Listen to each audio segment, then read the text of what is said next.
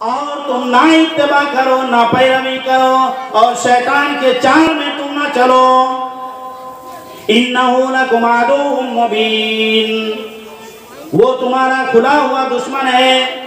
शैतान ने तो है, मेरे बंदे सुन ले, शैतान ने तो मुझसे वादा करके गया है, शैतान ने तो मुझसे हुक्म लेकर गया है, शैतान ने तो मुझसे वादा करके गया है कि परवरदिगार आलम, ए अल्लाह, मैंने तेरी एक नाफरमानी की, इसी वजह से तुमने मुझको लानत का तोग पहना दिया।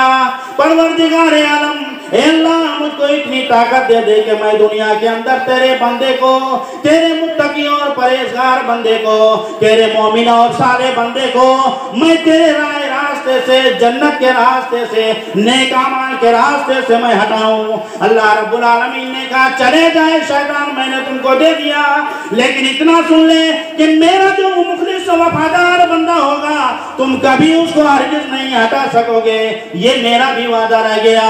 अल्लाह रब्बुल आलमीन ने हमें और आपको लेकर के ये फख्र किया शैतान के सामने।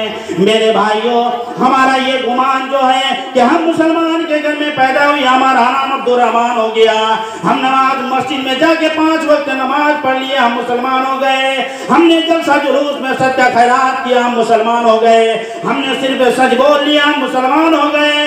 परवरदिगार आलम कहता है, मेरे बंदे, ये तुम्हारी सोच गलत है, सिर्फ नमाज पढ़ लेने से तुम्हारे लिए जन्नत नहीं है, सिर्फ रोजा रख लेने से तुम्हारे लिए जन्नत नहीं है, सिर्फ सदका खैरात कर लेने से तुम्हारे लिए जन्नत नहीं है। जन्नत तो है कि तुम नमाज भी पढ़ो, जन्नत तो है कि तुम सदका भी करो, जन्नत तो है कि किसी की अमानत पर खयानत ना करो, जन्नत तो है कि झूठ बात ना बोलो, जन्नत तो है कि तुम गिबत ना करो। ये तमाम चीजों को तुमको मानना पड़ेगा, जब जाके तुम्हारे लिए मैंने जन्नत तैयार कर रखी है।